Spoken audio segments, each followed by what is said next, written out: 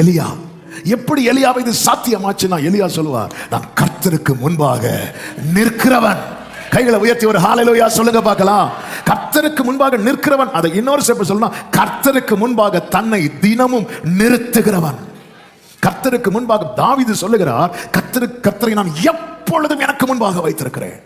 அதனால அவர் எங்க இருக்கிறார் தெரியுமா? என் வலது பாரசத்தில் இருக்கிறார். அவர் என் வலது பாரசத்தில் இருக்கிறதுனால ஆமென், நான் அசைக்கப்படுவதில்லை. என்னால ஈஸியா நான் சொல்ல முடியும். நல்லா இப்போ அடுத்த ஒரு கேள்வி கேட்கிறேன். நம்ம லைஃப்ல நிறைய ஸ்கிப் பண்ணுவோம். ஸ்கிப் பண்றதுன்னா இப்ப வேண்டாம் தள்ளி விடுறது. காலையில அலாரம் வச்சுட்டு படுப்போம், எழும்புனதுமே அங்க தொடங்கும். ஒரு நாளைக்கு அலாரத்துல தொடங்க ஆரம்பிக்கும். சிலர் அலாரம் வைக்கிறதே தூங்குறதுக்கு, அதுவரை தூக்கம் வராது. அலாரம் அடிக்கிறதுக்கு 5 நிமிஷத்துக்கு முன்னாடி தூக்கம் வரும். அதுக்கப்புறம் ஸ்னூஸ் தட்டி தட்டி அங்கிருந்து ஒரு லைஃப்ல நிறைய ஸ்கிப் பண்ணுவோம். நீங்க பாத்தீங்கன்னா நம்ம லைஃப்ல ஸ்கிப் பண்ணி விட்டதுல ஃபர்ஸ்ட் இருக்கிறது மேக்சிமம் எதுவாக தான் இருக்கும் தெரியுமா? சொல்லுங்க பார்க்கலாம். ப்ரேயராக தான் இருக்கும். ரேங்க் போட்டா ஃபர்ஸ்ட் ரேங்க் ப்ரேயராக தான் இருக்கும். எவ்வளவோ ஸ்கிப் பண்ணுவோம் நம்ம லைஃப்ல. ஆமே. அப்புறம் யார் லைஃப்ல இந்த ப்ரேயரை ஸ்கிப் பண்ண தொடங்கிட்டாங்களோ அவங்களால பாவத்துக்கு நோ சொல்றது ஈஸி கிடையாது. தாவீது சொல்லுகிறார், உம்மாலே நான் மதிலை, உம்மாலே.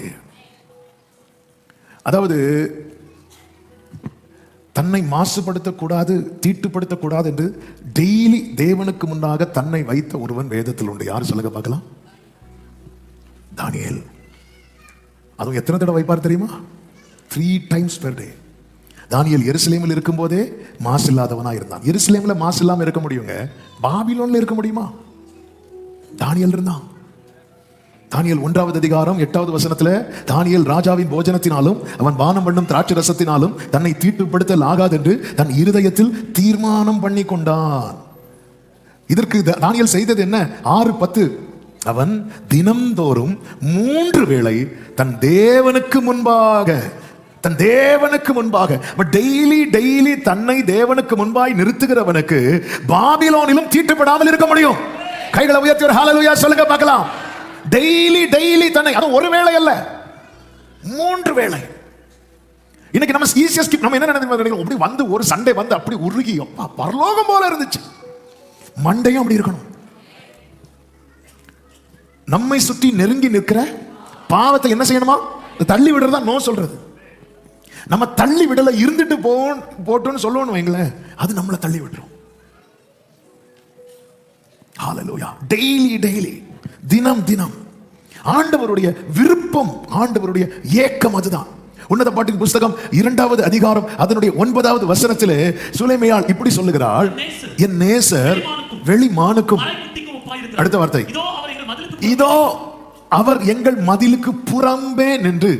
மதிலுக்கு புறம்பே நின்றுனா காம்பவுண்டுக்கு வெளியே அப்படி நின்று பலகனி வழியாக பார்த்து தமது மலர்ந்த முகத்தை. நல்ல கவனிங்க, ஆண்டவருடைய எதிர்பார்ப்பு எவ்ரிடே இது ஆண்டவர் செய்கிறார். அவர் நம்ம பக்கத்துல வந்து நின்று, நீங்க இப்ப பாருங்க, இருக்கிறீங்களா?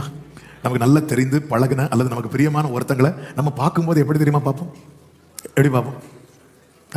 சிரிச்சுட்டு தான் பார்ப்போம் இல்ல? அப்படி பார்க்கும்போது நம்ம இப்போ ஒருத்தர் சிரிக்கிறோம், அவங்க நம்மளை பார்த்து சிரிக்கலன்னு வைங்களேன், உடனே என்ன செய்வோம் தெரியுமா? அப்படியே முகத்துல இருந்து ஒரு செகண்ட்ல காணாம போயிடும். இப்படி ஒவ்வொரு முறை ஆண்டவர் எதிர்பார்த்து வந்து ஏமாற்றத்தோடு திரும்புகிறார்.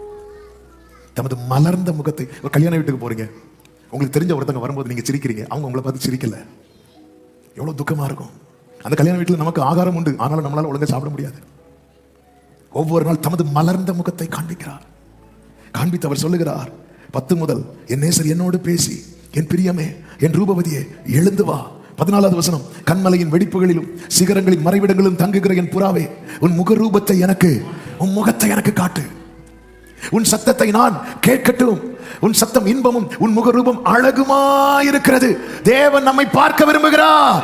ஆதாமே நீ எங்க இருக்கிறாய் என்று தேட வைக்கிற கூட்டமாய் அல்ல. ஆண்டவர் அவர் சிரிச்சிட்டு வரார். ஐயோ இவர் எப்படி வராரோ அப்படின்னு நான் வந்து சந்தேகப்பட கூடாதுன்னு அவர் ஃபர்ஸ்டே சிரிக்கிறார். அவன் சிரிக்கட்டும், அதுக்கப்புறம் அப்படி அல்ல, அவர் ஃபர்ஸ்டே மலர்ந்த முகத்தை. ஹalleluya. அவரை பார்த்தாலே துக்கம்லாம் போயிடும். தேவ சமூகம் பர்வதம் மெழுகு போல உருகும். நல்ல கைகளை தட்டி ஹalleluya. ஆண்டவர் இப்படிதான் ஒவ்வொரு நாளும் வரா, ஒவ்வொரு நாள். ஆனா நம்ம ரெஸ்பாண்ட் பண்ணவே இல்லை. ஹல்லேலூயா. ஒருத்தங்களை பார்த்து சிரிக்கும் போது அவங்க நம்மளை பார்த்து சிரிக்கலைன்னா நமக்கு எப்படி இருக்கும்? ஆமென். டெய்லி டெய்லி இதை பண்ணிட்டு இருக்கிறோம். தன்னை நம்ம தேவனுக்கு முன்பாய் நம்ம தினம் நிறுத்தினால்தான் நம்ம கண்ணை ஒட்டி இருக்கிற செடிகள் எல்லாம் கீழே விடும், நம்முடைய அசுத்த உதடுகள் எல்லாம் சுத்திகரிக்கப்படும், நம்முடைய அழுக்கு வஸ்திரங்கள் எல்லாம் அகற்றப்படும். இதெல்லாம் நான் சொன்ன 3 காரியமும் 3 தேவ பிள்ளைகள் பெரிய ஜாம்பவான்கள் வாழ்க்கையில் நடந்தது. அப்போஸ்தலனாகிய பவுல், பிரதான ஆசாரியனாகிய யோசுவா, பெரிய தீர்க்கதரிசிகளில் ஒருவனாகிய ஏசாயா, இவங்க எல்லாம் தேவனுக்கு முன்பாய் தங்களை நிறுத்துகிறவர்கள். அவருக்கு தெரியுங்க நான் எதுல சோதிக்கப்படுறேன்னு. நான் டெய்லி அவர் சமூகத்தில் நிறுத்தும் போது என் மைண்ட் எதுல செட் ஆயிரும் தெரியுமா? நான் கர்த்தருக்கு முன்பாய் நிற்கிறவன். அப்ப நான் எதுக்கு விலகி இருப்பேன் தெரியுமா? இயேசவேலுக்கும் இயேசவேலின் எல்லா தந்திரங்களுக்கும் அவளுடைய பந்திக்கும் நான் விலகி இருப்பேன். இயேசவேல தாங்க முடியல. 850 பேரை என் பந்தியில என்னால உட்கார வைக்க முடியுது, இந்த ஒருத்தனை மட்டும் என்னால உட்கார வைக்க முடியலையே. ஏன் முடியல? ஏன்னா கர்த்தருக்கு முன்பாய் நிற்கிறவன். 400 பாகால் தீர்க்கதரிசிகள், வேற 450 தீர்க்கதரிசிகள், 800 தீர்க்கதரிசிகளை நித்தம் இயேசவேல் பந்தியில சாப்பாடு. அவளுக்கு அவ இவனை மட்டும். ஆனா எலியாவை குறித்து வேதம் என்ன சொல்றது? எலியா நம்ம போல ஒரு மனுஷன் தாங்க. ஆனா இயேசவேலால அவ பந்தியில உட்கார வைக்க முடியல. ஏன் தெரியுமா? அவன் தன்னை தினமும் தேவனுக்கு முன்பாய் நிறுத்துகிறவன். யார் தங்களை தினமும் தேவனுக்கு முன்பாய் நிறுத்துகிறார்களோ அவங்க வாழ்க்கையில இயேசவேலனுடைய திட்டங்கள் பலிக்காது. நல்ல கைகளை தட்டி ஆமென் சொல்லுங்க. லைஃப்ல இன்னைக்கு இந்த செய்தியை கேட்கிற வாலிபர்கள் இருக்கிறீங்க, பெரியவங்க இருக்கிறீங்க, தேவனோடு உறவாடுகிற நேரத்தை மட்டும் உங்க லைஃப்ல ஸ்கிப் பண்ணாதீங்க. ஆமென். ஆண்டவரோடு பேசுகிற ஆண்டவருக்கு முன்பாய் ஆண்டவருக்கு முன்னாடி நிறுத்தணும், நம்மளை வைக்கணும். எப்படி வைக்கணும்னா நான் யாக்கோபு அப்படி வைக்கணும். உள்ளது ஏசாயா சொன்னார்ல, நான் அசுத்த உதடுகள் உள்ளவன், வைக்கணும். ஆமென். என்ன நான் பிரசன்ட் பண்ணணும் அவருக்கு, அவ்வளவுதான். என்ன நான் பிரசன்ட் பண்ண, நான் யாருன்னு என்ன வந்து அப்படி சொல்லு, நீ யாரு? ஆண்டவர்கிட்ட போய் நான் ஏசான்னு சொன்னா அடுத்த 20 வருஷமும் கஷ்டப்படு. நான் யாருன்னு என்ன பிரசன்ட் பண்ண டெய்லி இது மாறிட்டே இருக்கும். சுத்திகரிப்பு உண்டாகும். இந்த சுத்திகரிப்பு டெய்லி உண்டாக நமக்கு எது மேல விருப்பம் வந்துடும் தெரியுமா? பரிசுத்தத்துக்கு மேல விருப்பம் வந்துடும். பரிசுத்தத்துக்கு மேல ஒருத்தனுக்கு விருப்பம் வந்துட்டுனா அவனுக்கு பாவத்துக்கு மேல வெறுப்பு வந்துடும். இன்னைக்கு ஏன் பாவத்தை வெறுக்க மனசு வரல தெரியுமா? பரிசுத்தத்துக்கு மேல நமக்கு விருப்பம் வர மாட்டேங்குது. இந்த ஹோலினஸை சபை லவ் பண்ண ஆரம்பிக்கணும். எண்ணத்துல எல்லாம் சுத்தம் பார்க்கிறோம், உட்கார சேர்ல சுத்தம் பார்க்கிறோம், இலை கழுவிதான் வச்சிருப்பாங்க, இருந்தாலும் கோலம் போடுறது மாதிரி சில இருத்தி கழுவி இலையை கிழிச்சு அடுத்த இலையை வாங்கி எல்லாத்துலயும் சுத்தம் பார்க்கிறோம். ஆனால் நம்முடைய ஆத்மா கரைப்படுகிறது, நம்முடைய சரீரம் கரைப்படுகிறது, நம்முடைய ஆவி கரைப்படுகிறது. அதை மட்டும் நம்ம பார்க்க மாட்டேங்கிறோம். கர்த்தருக்கு முன்பாக உங்களை தினமும் நிறுத்துங்கள். தினமும் ஒவ்வொரு நாட்களிலும் பிரியாமல் கடைசி வரை ஒவ்வொரு கிருபையால். இரண்டாவது ஒரு காரியம், சோதனை உண்டாகும் இடங்களில் தங்காதே. சோதனை டெம்டேஷன்ஸ் எங்க ஜாஸ்தியா இருக்கோ அந்த இடத்தை விட்டு ஓடிடு, அந்த இடத்துக்கு போகாதே.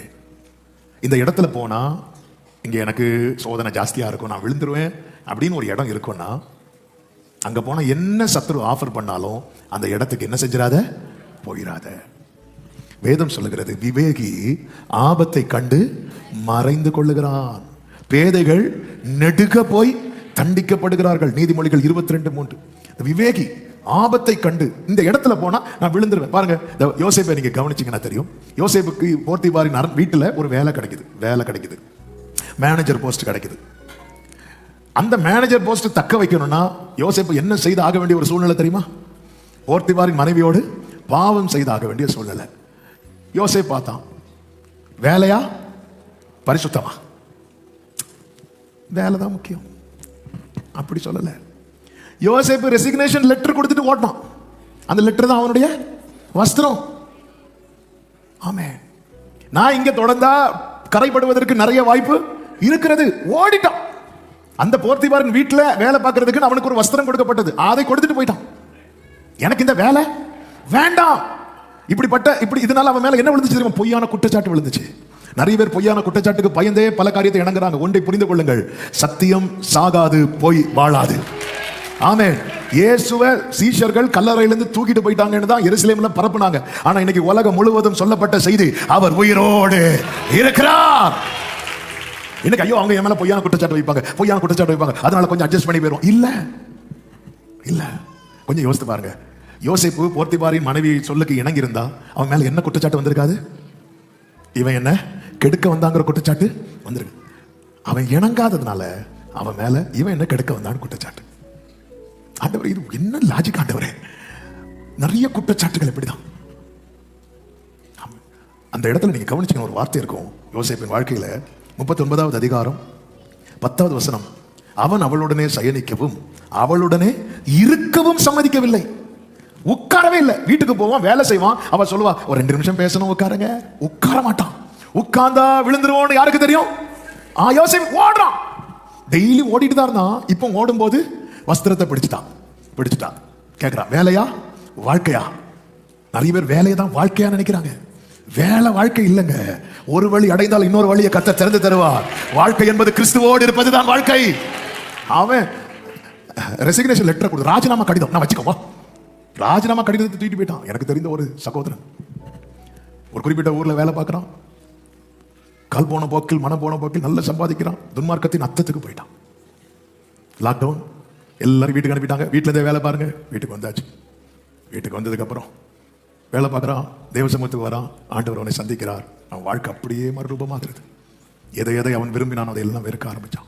ஆண்டவரோடு நெருங்க ஆரம்பிச்சான். லாக்டவுன் முடிஞ்சது. திருப்பி கம்பெனிலேருந்து கூப்பிட்டாங்க. திருப்பி இங்கே லாக்டவுன்லாம் முடிஞ்சிடல, கம்பெனிக்கு வந்து வேலை பாருங்க.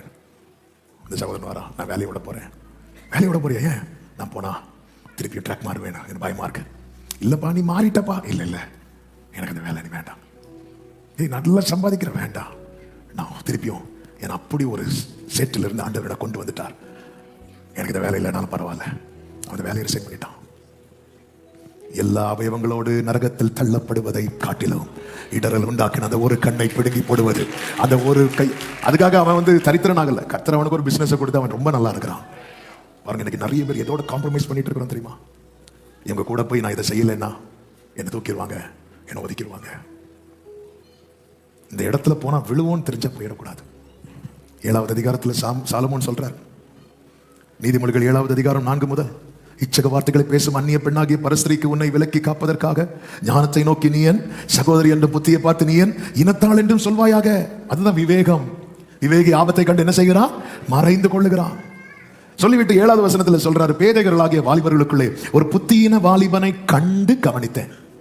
அவன் மாலை மயங்கும் அஸ்தமன நேரத்திலும் இரவின் இருண்ட அந்தகாரத்திலும் அவள் இருக்கும் சந்துக்கடுத்த தெருவில் சென்று அவள் வீட்டு வழியாய், அவன் வீட்டுக்கு போகல, நைட்டு டைம்ல அவள் வீட்டு வழியாய் நடந்து போனான். நடந்து போனதும் 13 இருக்கிறது, அவள் அவனை பிடிச்சு அந்த வழியை கிராஸ் பண்ணதும். பொதுவா பாருங்க, எல்லாரும் தூங்கினதுக்கு அப்புறம் நைட்டு அரண்ட இருண்டுல போனை மெதுவா எடுப்பாங்க. சிலருக்கு மெசேஜ் யூடியூப்ல எல்லாம் நாங்க கேட்க மாட்டோம், இன்ஸ்டால தான் கேட்போம், ஃபேஸ்புக்ல தான் கேட்போம். அப்படியே அவள் வீட்டு வழியாய் நடந்து போனான். அடுத்த போஸ்ட் மெசேஜ், முந்தின போஸ்ட் வேற. அந்த முந்தின போஸ்ட் ஸ்கிப் பண்ணலான்னு போகும்போது அவள் அவனை பிடித்து, அவ்வளவுதான். அடுத்த போஸ்ட் மெசேஜ் இருக்கும், ஆனா பார்க்க மாட்டான். இதுல லாக் ஆயிடுவான். பிடித்து 21 அவனை வசப்படுத்தி அவனை இணங்க பண்ணினாள். இவனுக்கு இப்படி ஒரு பாதிப்பு உண்டாக காரணம் என்ன? உடனே சொல்ல, அவ அவ்வளவு மோசம் இருக்கட்டும், நீ என்ன பண்ணிருக்க கூடாது? அந்த பாதையில நடந்திருக்க கூடாது. இன்னைக்கு நம்ம அநேகர் வீழ்ச்சிக்கு காரணம் என்ன? அதாவது பத்சேபாளோட தாவீது பாவம் பண்ணுவார். அந்த பாவத்துக்கு காரணம் என்ன தெரியுமா? இவன் வந்து அந்த டைம் அங்க வந்திருக்க கூடாது. இந்த இடத்துல போன நைட்டு எல்லாரும் தூங்கினதுக்கு அப்புறம் கையில போன் எடுத்தா தேவையில்லாததை பார்ப்போம் அப்படின்னு தெரிஞ்சா நம்ம பார்க்க கூடாது. அதே மீறி அதெல்லாம் ஒண்ணும் இல்லை, அதெல்லாம் எனக்கு தெரியும் பார்த்தா அவள் அவனை பிடித்து, அப்படித்தான் பைபிள்ல இருக்கு. என்னைக்கு போன் நம்மளை கண்ட்ரோல் பண்ணுன்னு தெரியுதோ அப்பவே புரிஞ்சுக்கணும், கதை முடிகிறதுக்குள்ள அவ்வளவு வேலையும் செஞ்சுட்டு இருக்கு. இந்த இடத்துல போனா நான் விழுந்துருவேன்னா அதனால நமக்கு என்ன நஷ்டமானாலும் போகாதீங்க. அதை பார்க்கிலும் அதிகம் கொடுக்க தேவனுக்கு கூடும். சோதனை வர்ற இடத்துல இருக்கக்கூடாது. அது யாரா இருந்தாலும் சரிதான். எப்பேற்பட்ட இனிய சொற்களால் வசைப்படுத்தின்னு இருக்கு. பிடித்து இணங்க பண்ணினான். அதனுடைய ரிசல்ட் என்ன தெரியுமா? 22 உடனே அவன் அவள் பின்னே சென்றான். ஒரு மாடு அடிக்கப்படும்படி செல்வது போல, ஒரு மூடன் விலங்கிடப்பட்டு தண்டனைக்கு போவது போலும், ஒரு குருவி தன் பிராணனை வாங்கும் கண்ணியை அறியாமல் அதில் விழ தீவிரிக்கிறது போலும் அவளுக்கு பின்னே போனான். அம்பு அவன் ஈரலை பிளந்தது. அந்த வழியா போகாம இருந்திருந்தா ஆமென். சரி, அதாவது எதிர்கொள்ள முடியலையா? ஓடணும். ஓடுறதுக்கும் ஸ்ட்ரென்த் இல்லையா? அந்த ட்ராக்லயே டிராவல் பண்ணக்கூடாது, அந்த பாதையிலே போகக்கூடாது. ஆமென். ஹல்லேலூயா. ஒருத்தங்க ஒரு இடத்துல ஸ்டே பண்ணும்படி ஒரு மீட்டிங் போயிட்டு ஒரு இடத்துல ஸ்டே பண்ணும்போது நான் தங்கியிருக்கிற ரூமில் பழைய ஒரு அலாம் கிளாக் வந்து வச்சிருக்கிறாங்க. பழைய அலாம். அப்போ கேட்குறேன், இப்போ தான் ஃபோனில் எல்லாம் அலாரம் இருக்குல்ல, இந்த பழைய அலாரம் தெரியும்ல, எப்படி சவுண்டு கேட்கும்? அது அடிக்கிற சவுண்டில் எல்லா ஊரே எழுப்போம். அந்த பழைய அலாரம் கிளாக். அப்போ ஃபோன் தான் இருக்குல்ல, அப்போ எதுக்கு இதை வச்சுருக்கீங்க? அப்போ அவங்க சொன்ன வார்த்தை, அந்த பிரதர்ஸ் சொல்கிறாங்க, நைட்டு நாங்கள் இருக்கிற இடத்துல எங்களுக்கு ஃபோன் வேண்டான்னு நாங்கள் ஒரு தீர்மானம் எடுத்தது. ஏன்னா ஃபோன் இருக்கிறதுனால தூக்கம் வரலன்னா உடனே என்ன போகுது, கை நேர ஃபோனுக்கு போகுது. அதனால ஃபோனெல்லாம் நாங்கள் நைட்டு தூங்க போகும்போது ஹாலில் வச்சுட்டு, அலாரம் தானே தேவை, ஒரு அலாரம் கிளாக் வாங்கி வச்சிருவோம். ஃபோனில் அலாரம் வச்சா சில தூக்கம் வரலன்னா கை நேராக ஃபோன் கிட்ட போகுது, அது வந்து பாதிப்பை கொடுக்குது. அதனால அது வேண்டான்னு வச்சு இந்த கிளாக்கை வாங்கி வச்சிருக்கோம். இப்படி தாங்க நாம் நம்மளை காக்கணும், நமக்கு தெரியணும். அதுக்காக எல்லாரும் ஃபோனை ஹாலில் வைங்கன்னு சொல்லல. ஆனால் ஃபோன் வந்து என்னை வந்து நைட்டு அந்த இருளில் அது வந்து என்னை வந்து ஆக்டிவாக வச்சு என்னை எங்கேயோ கொண்டு போகுதுன்னு தெரிஞ்சுன்னா நான் அதை கண்டிப்பாக அவாய்ட் பண்ண பழகணும். ஆமென். என்ன உண்மைன்றீங்க? ஆமென். இதெல்லாம் பார்க்குறாங்க, இதுக்கு உயிர் தெளாமலே இருந்திருக்கலாமே, அந்த மரித்ததோட. நம்ம இதெல்லாம் செய்யாமல் வச்சுட்டு ஃபோனை வச்சுட்டு, இது தேட்டருக்குள்ளே போயிருந்து நான் படம் பார்க்க மாட்டேன். அப்போ இதுக்கு வந்து என் ஃப்ரெண்ட்ஸ் கூட்டிகிட்டு வந்தாங்க, நான் படம் பார்க்க மாட்டேன், இன்டர்வெல்ல பாப்கார்ன் மட்டும் சாப்பிடுவேன், படம் பார்க்க. இது என்னது லாஜிக்? நீ அந்த பக்கம் என்ன செய்யக்கூடாது, போகக்கூடாது. அந்த துன்மார்க்கருடைய ஆலோசனையில் நடவாமல் பாவிகளுடைய வழியில சும்மா டீ குடிக்க கூட அந்த பக்கம் போயிடாத. ஆமென்.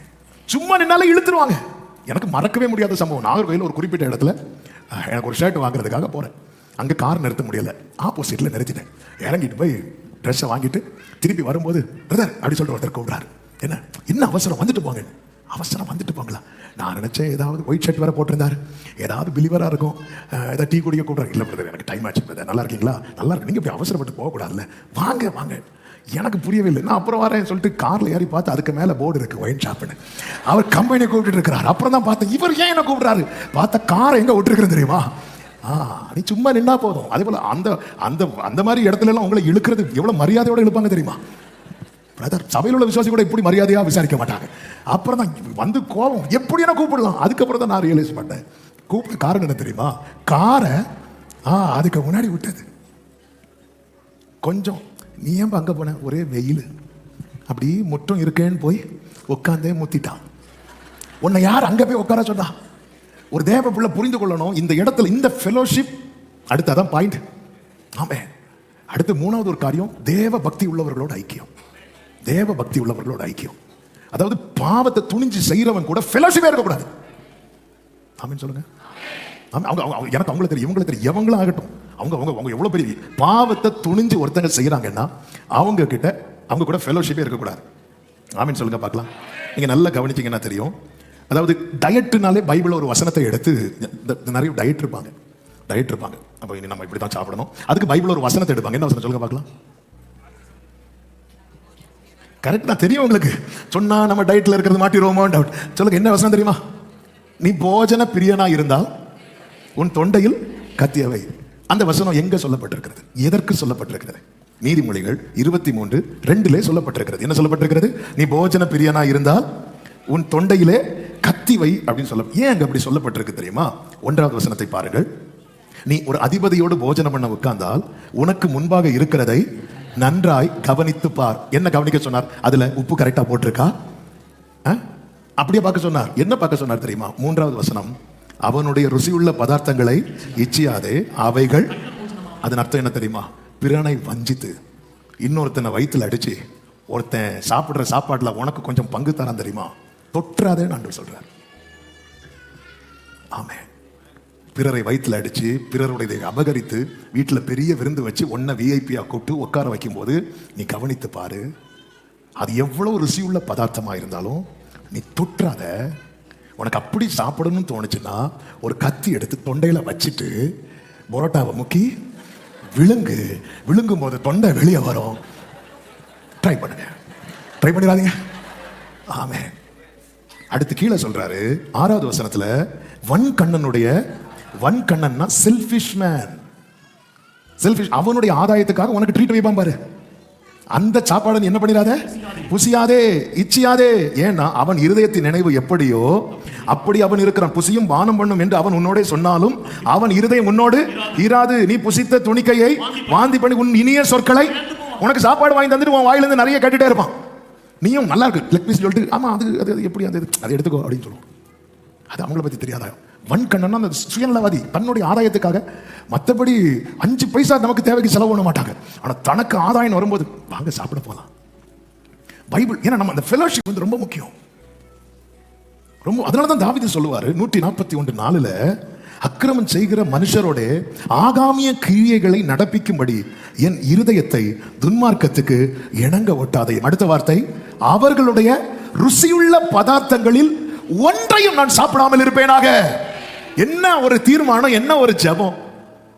ஆமென் ஆமென். ஒரு தேவ பிள்ளை புரிந்து கொள்ள வேண்டும்.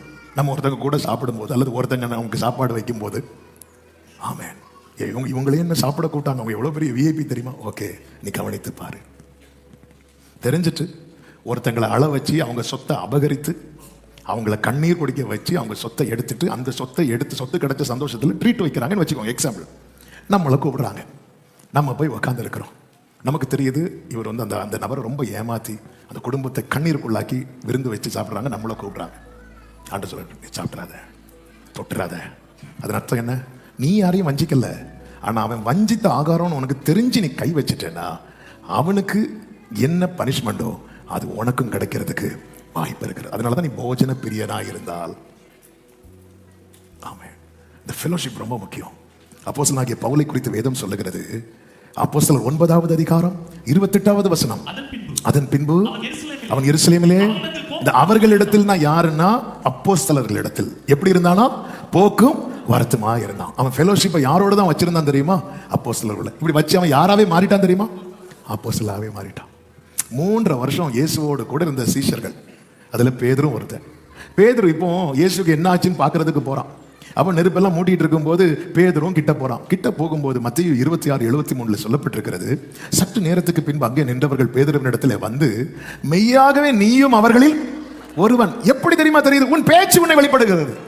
நான் நினைக்கிறேன் இடையில சும்மா இடையில அப்படி சொல்ல காரணம், அவன் கலிலேய பாஷையில பேசுறான். நம்ம லாங்குவேஜ்ல சொல்லணும்னா, எனக்கு இயேசுவே தெரியாது, பிரைஸ் லார்ட் ஹalleluya. இடையில ஒரு ஆமேனும் போட்டு பிரைஸ் லார்டும் போட்டு ஆமென் பேச்சு காட்டி கொடுக்கும். சிலர் தியேட்டர்ல போய் சத்தம் போடுவாங்க, அவன் அட்டி க்ளோரி பேச்சு காட்டி. இப்படிதானே பேதுரு போய் நின்றுப்பான். எனக்கு அவரை தெரியவே தெரியாது, யாருன்னே தெரியாது. க்ளோரி ஹalleluya. இவன் பேச்சு என்ன செய்யுது? காட்டி கொடுக்குது. நம்ம யாரோட ஃபெலோஷிப் வச்சிருக்கோம், கொஞ்ச நாள் அது வெளிப்பட ஆரம்பிக்கும். ஒரு செபிக்கிற தேவ பிள்ளையோட நீங்க இதெல்லாம் நமக்கு பிடிக்காது. நல்ல செபிக்கிறவங்க எது பிடிக்கும் தெரியுமா? யாரையாவது பத்தி பேசுவாங்க தெரியுமா? அவங்க தான் அன்னைக்கு டீ கம்பெனி. நீங்க சர்ச்சில் எவ்வளவு பேர் வராங்க, நல்ல செபிக்கிறவங்க, விசாரிக்கிறவங்க, நல்ல நற்கிரியை செய்கிறவங்க, நல்ல வேதத்தை நேசிக்கிறவங்க, வசனத்தை, இப்படிப்பட்டவங்க கூட நீங்க ஐக்கியம் வச்சு வாரத்துக்கு ஒரு 2 நாள் 3 நாள் நீங்க பேசுங்க. உங்களை அறியாம ஜெபிக்க முடியாத உங்களுக்குள்ள ஜெபம் வர ஆரம்பிச்சிடும். பூவோடு சேர்ந்து நாரும் மணக்கும். இது எல்லா மீட்டிங்கும் வந்துட்டு இருந்த ஆளு சண்டே மட்டும் வந்துட்டு இருக்கிற ஆளோடு பழகிட்டு, அதுக்கப்புறம் எல்லா மீட்டிங்களும் வந்துட்டு இருந்த ஆளும் என்ன மீட்டிங் மட்டும்தான் வர ஆரம்பிச்சுட்டு சண்டே மட்டும் கேட்டா அந்த பிரதர் கூட பைக்ல வரேன், அவ்வளவுதான். மற்ற 6 நாளும் ஓய்வு நாள். சரி, இந்த பவுலை பாருங்க, அவன் அப்போஸ்தலர் இடத்தில் போக்கும் வரத்துமா இருந்து இருந்து இருந்து அவன் மேல இருக்கிற காலிங் புரஜாதிகளுக்கு அப்போஸ்தலன். ஆனால் கர்த்தர் அவனை எப்படி உருவாக்குறான்னு அந்த ஃபெலோஷிப் ரொம்ப முக்கியம். ஆண்டவரை என்ன கேட்டா நான் என்ன சொல்றேன், ஆண்டவரை உண்மையா நேசிக்கிறாங்க தெரியுமா? அவங்க கூட நீங்க வந்து ரொம்ப ஐக்கியமா இருக்கணும். ஏன்னா அவங்க எளிதில் உங்க மேல கை நீட்ட மாட்டாங்க. அவங்க துணிகரமா உங்களை வந்து காலை வர மாட்டாங்க. ஏன்னா அவங்க யாரை நேசிக்கிறாங்க தெரியுமா? ஆண்டவரை நேசிக்கிறவங்க கிட்ட தான் உண்மையான தெய்வ பயம் வரும். ஹalleluya. எப்பவுமே நீங்க எல்லாத்தையும் நல்ல அன்பா இருக்கணும், பழகணும். ஆனா இந்த சும்மா அடுத்த நாளை குறை சொல்லிட்டே இருப்பாங்க. அவங்க ஃபேமிலி மேட்டர் உங்ககிட்ட சொல்றாங்கன்னா கொஞ்சம் கேர்ஃபுல்லா இருங்க. ஏன்னா சொந்த ஃபேமிலி மேட்டரையே சொல்றாங்கன்னா ரொம்ப டிஸ்டன்ஸ். பார்த்து பிரைஸ்ல நல்லா இருக்கீங்களா, நல்லா இருக்கீங்களா, என்ன செய்தி நல்லா இல்லை அப்படி சொல்லிட்டு நீங்க அப்படியே போயிடணும். பேசும்போது இது ஊரு கதை, வந்த கதை, போன கதை, எல்லா கதையும் பேசிட்டு கேட்ட நாங்கள் ஒரே சர்ச் மெம்பர்ஸ் இல்லை. ஒரு தேவ பிள்ளை புரிந்து கொள்ள வேண்டும், உன்னில் உள்ள அந்த வெளிச்சம் என்ன ஆயிடக்கூடாது, அணையாதபடிக்கு. ஆமென் சொல்லுங்க பார்க்கலாம். 4வதாக, ஒவ்வொரு நாளும் தேவனுடைய வார்த்தையினால் உன்னை நிரப்பிக்கொள். Fill yourself with the word of God. வார்த்தை. இந்த வார்த்தை என்ன தெரியுமா? இருபுறமும் கருக்குள்ள பட்டயம். இந்த பட்டயத்தை வச்சுதான் என்ன செய்கிறார்? ஏசாயா 27:1 லிவியா தென்னும் நீண்ட பாம்பை என்ன செய்கிறாராம்? வெட்டி போடுகிறாராம். அப்போ சர்ப்பத்தின் கிரியை, பாவ கிரியைகள் நம்மில் எழும்பும் போது, இப்படிப்பட்ட இந்த வசனத்தால நாம் நம்மை நிரப்பிக் கொள்ளும் போது, இந்த வசனம் பட்டயமாக அதை என்ன செய்யும் தெரியுமா? வெட்டி போடும். கைகளை உயர்த்தி ஒரு ஹல்லேலூயா சொல்லுங்க பார்க்கலாம். யாருக்குள்ள வசனம் இருக்கிறதோ அவங்க பாவம் செய்யாமல் காக்கப்படுவார்கள். அதனாலதான் நான் உமக்கு விரோதமாய் பாவம் செய்யாதபடி சங்கீதம் 119:11 உடைய வாக்கை என் இருதயத்தில் வைத்தேன். ஐந்தாவது ரொம்ப முக்கியமான ஒரு காரியம், எல்லாமே முக்கியம், தேவனுடைய ராஜ்யத்தின் பணிகளில் உங்களை ஈடுபடுத்திக் கொள்ளுங்கள். இந்த கிங்டம் ஒர்க்ல ஏதாவது ஒண்ணுல நம்ம இருக்கணும். ஆமீன் சொல்லுங்க பார்க்கலாம். ஏதாவது ஒண்ணுல உலகத்துக்கு மட்டும் சேவை செய்கிறவளா இருப்போம்னா ஆமே நம்ம அந்த தேவ ராஜ்யத்தை குறித்த எண்ணமே இல்லாம போயிடும். இந்த தேவனுடைய ராஜ்யத்தை குறித்து மத்தேயு 20 ஒரு எஜமான் திராட்சை தோட்டத்துக்கு வேலை ஆட்களை சேர்ப்பதற்காக அதிகாலையில் புறப்படுகிறதை அங்கே பார்க்க முடியும். அப்பொழுது 3ஆம் மணி நேரத்தில் அவன் போறான். 3ஆம் மணினா 9 காலை, நம்ம டைமுக்கு காலையில் 9 மணி. அவன் போகும்போது 3வது வசனத்தில் சொல்லப்பட்டிருக்கிறது, கடை தெருவில் சும்மா நிற்கிறவர்களை பார்க்கிறான். சொல்ற தோட்டத்துக்கு போ அப்படின்னு சொல்றார். சும்மா நிற்கிறவனை பார்த்து என்ன சொல்றார்? தோட்டத்துக்கு போ. அடுத்து 6வது வசனம் பாருங்க. 11ஆம் மணி வேலை அப்படின்னா சாயங்காலம் 5 மணி. சும்மா நிற்கிற அவங்களுக்கு வேலையில் சும்மா நிற்கிற வேறு சிலரை கண்டு, நீங்கள் பகல் முழுவதும் இங்கே சும்மா நிற்கிறது என்ன கேட்டுட்டு சொல்ல, நீங்களும் எங்க போங்க? தோட்டத்துக்கு. அப்போ ஒரு வெளிச்சம் தெரியுது. என்ன தெரியுமா? கிங்டம் ஒர்க்ல எதுலையாவது நாம் நம்ம ஈடுபடுத்தாமல் வேற என்ன செஞ்சாலும் பரலோக பார்வையில் நம்ம எப்படி இருக்கிறோம் தெரியுமா? சும்மா நிற்கிறோம். ஆமென். தேவனுடைய ராஜ்யத்துக்கு அடுத்த வேலையில ஏதாவது ஒரு காரியத்தில் உங்களை ஈடுபடுத்துங்கள். நீங்க அவருடைய கேர் ஆஃப்ல இருப்பீங்க, அவருடைய கண்ட்ரோல்ல இருப்பீங்க. எப்பொழுது ரூத்து போவாஸ் வயல் நிலத்துக்குள்ள வந்தாலும் ஒரு பக்கம் அவளுக்கு ஆசீர்வாதம் கிடைக்குது, அதுக்கப்புறம் அவளுக்கு கண்டிஷன்ஸும் போடப்படுது. இங்க பாரு, வேற வயல் போயிடாத, என் வேலைக்கார பெண்களோடவே இரு, உனக்கு தாகம் எடுக்குதுன்னு சொல்லிட்டு தண்ணி இருக்கிற இடத்தெல்லாம் போயிடாத, வேலைக்காரங்க எங்க தண்ணி குடிக்கிறாங்களோ. என்ன கைடன்ஸ், ப்ராப்பர் கைடன்ஸ். இது எப்படி ரிசல்ட் கொடுத்து தெரியுமா? அவ வேற வாலிபர்கள் பின்னாக போகாம நேர போவாஸ் பாதத்திலே போய் உட்கார வைத்தது. ஏதாவது ஒரு காரியம் நம்ம இத்தனை வருஷம் ஆண்டவருடைய ராஜ்யத்தின் பணியில ஏதாவது ஒன்று நமக்கு என்ன முடியுமோ அதை செய்யணும். அதை செய்யாம நம்ம இருக்கிறது வரைக்கும் பரலோக பார்வையில் எப்படி தெரியுமா இருக்கிறோம்?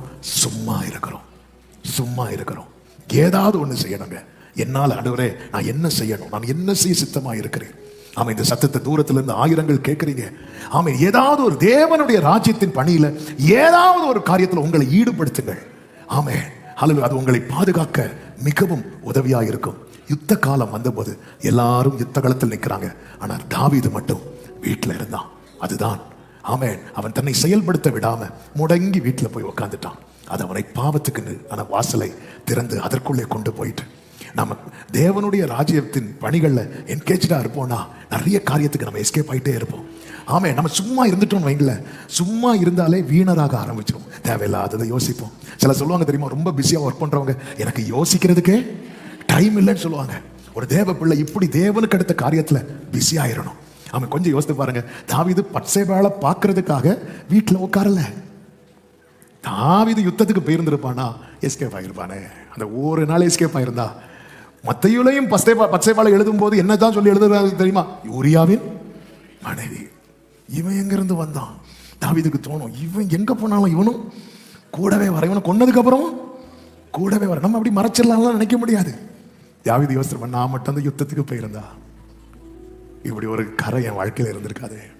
ஏதாவது செய்யணும். கரை திரையற்றவர்களாய் அவர் வரும்போது கைகளை உயர்த்தி ஒரு ஆமென் சொல்லுங்க பார்க்கலாம். நேரம் ரொம்ப ஆயிட்டு 5 நிமிடம் ஜெபித்து முடிக்கலாம். ஒரு பாடலை எல்லாரும் எழுந்து நின்று பாடு. நாம் ஆராதனையில ஏற்கனவே இந்த பாடலை பாடினோம். ஜீசஸ் என் நேசரே எந்தனை காத்து கொள்ளும், என் உள்ளத்தில் எப்போதும் வாசம் செய்யும். பாடுவோம். என் நேசரே எந்தனை காத்து கொள்ளும், என் உள்ளத்தில் எப்போதும் வாசம் செய்யும். பொன்முகத்தை ஏழையான் பார்க்கும் மட்டும், பொன்முகத்தை ஏழையான். ஆமென். பரிசுத்தமாக நல்ல கைகளை தட்டி பரிசுத்தமா என்னை, என் இயேசுவை மாத்திரம், என் இயேசுவை மாத்திரம் உடரால் அகரால் அதராம். ஆமென். இயேசுவை மாத்திரம் பார்த்து எல்லாரும் கைகளை தட்டி பாடுவோம். ஓஹோ, என் இயேசுவில் எந்தனை வைத்துக் கொண்டு, இயேசுவை போலாக விரும்பி கேளுங்க. விரும்பி கேளுங்க, வாஞ்சையோடு கேளுங்க. என்னை மாற்றும் ஆண்டவரே, என்னை மாற்றும் ஆண்டவரே. மாமிசத்தின் இச்சையை வெறுத்து விட்டு, மாமிசத்தின் கிரியையை அழித்து விட்டு. ஓ, வல்லமை ஊற்றப்படட்டும், வல்லமை ஊற்றப்படட்டும். ஆமென். உடலாளராதரே மறுரூப சாயலை பெற்றுக் கொண்டு, ஆமென், மறுரூபமாகவே வாஞ்சிக்கிறேன்.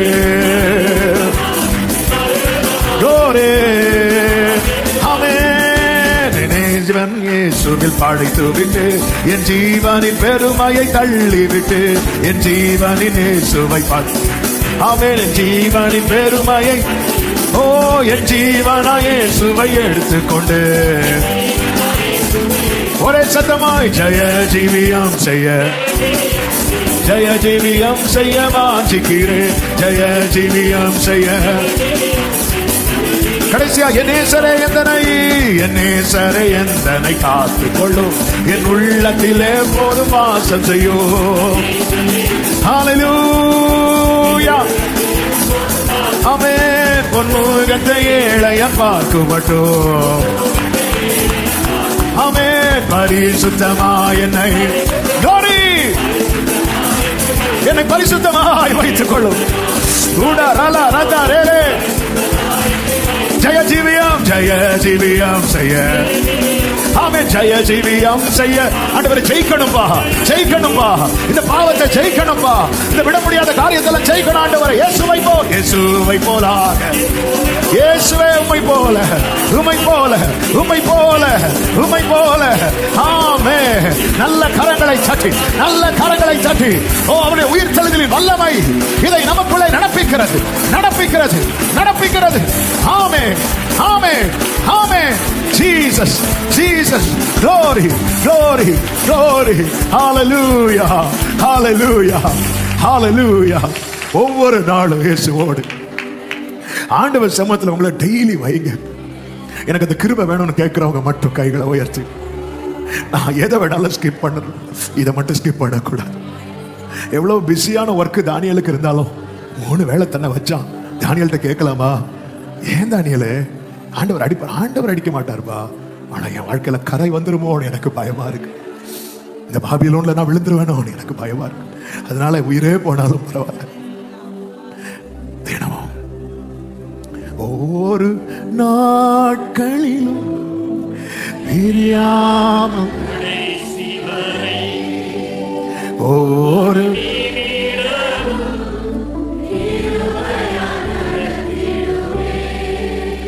ஒவ்வொரு நாட்களிலும் ஆமென். ஒவ்வொரு கீரு அறிக்கை செய்வோமா? 2 கைகளை உயர்த்தி கண்களை ஏறெடுத்து, நானும் ஆமென், எந்த உயிரை பார்க்கிலோ, எந்த உயிரை பார்க்கிலோ ஆராதிப்பேன், ஆராதிப்பேன் உம்மை.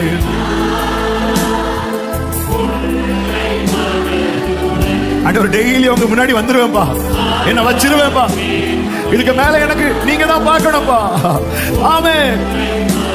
பிரியமான கர்த்தருடைய பிள்ளைகளே, அந்த பிரதான ஆசாரியனாகிய யோசுவா தன்னை தேவனுக்கு முன்பாக வைத்தான். அப்ப சாத்தான் வந்ததும் ஆண்டவர் என்ன செய்தார் தெரியுமா? சாத்தானை கடிந்து கொண்டார். தினம் தினம் தங்களை தேவனுக்கு முன்பாய் நிறுத்துகிறவர்களுக்காக சிங்காசனத்திலிருந்து உத்தரவு பிறப்பிக்கப்படும். ஹல்லேலூயா. நான் உம்மை நேசிக்கிறேன். 2 கைகளை உயர்த்தி சொல்ல விரும்புறவங்க சொல்லுங்க. ஆமென். ஆராதிப்பேன், ஆராதிப்பேன். Glory. Amen. Oh, hallelujah. அப்படியே வர்ஷிப் பண்ணி முடிக்கலாம். எல்லாரும் கைகளை அசைத்து hallelujah. Glory. Hallelujah. அந்த சிங்காசனத்தில் பிரசன்னத்துக்கு முன்பாக நின்று கர்த்தர் உன்னை ஆராதிக்க வைத்திருக்கிறார். worship பண்ணு. ஷரமகரே ராஜனரா. ஹalleluya ஹalleluya ஆமென். glory. நல்ல கரங்களை தட்டி தேவனுக்கு மகிமை. உடரவா சந்தரலராதனரே. நன்றி ஆண்டவரே, எப்பொழுதும் என்னென்னைக்கும் உம்மோடு உம்மோடு தானியேலை போல எங்களை வச்சுட்டே இருக்கும். அந்த அந்த லிவியாத்தான் என்னும் நீண்ட பாம்பை கர்த்தர் தமது கருக்கான பட்டயத்தால வெட்டி போடுவார். அப்பொழுது நல்ல திராட்சை ரச தரும் திராட்சை தோட்டம் உண்டா இருக்கும். ஒவ்வொருடைய வாழ்க்கை கர்த்தர் அப்படி மாற்றுவாராக. ஆமென் ஆமென். நல்ல தகப்பனே நன்றி. உங்களுடைய பிரசன்னத்துக்காக ஸ்தோத்திரம். இவ்வளவு நேரம் எங்களோடு இடைப்பட்டு எங்களோடு பேசினீர். எங்க கிட்ட உங்க மலர்ந்த முகத்தை ஒவ்வொரு நாளும் காட்டுறீங்க. சந்தோஷமா எங்க கிட்ட வரீங்க. ஆனா நாங்க சரியா ரெஸ்பாண்ட் பண்ணாம உங்களை துக்கத்தோடு அனுப்புகிறோம். எங்களை மன்னியும். ஒவ்வொரு நாளும்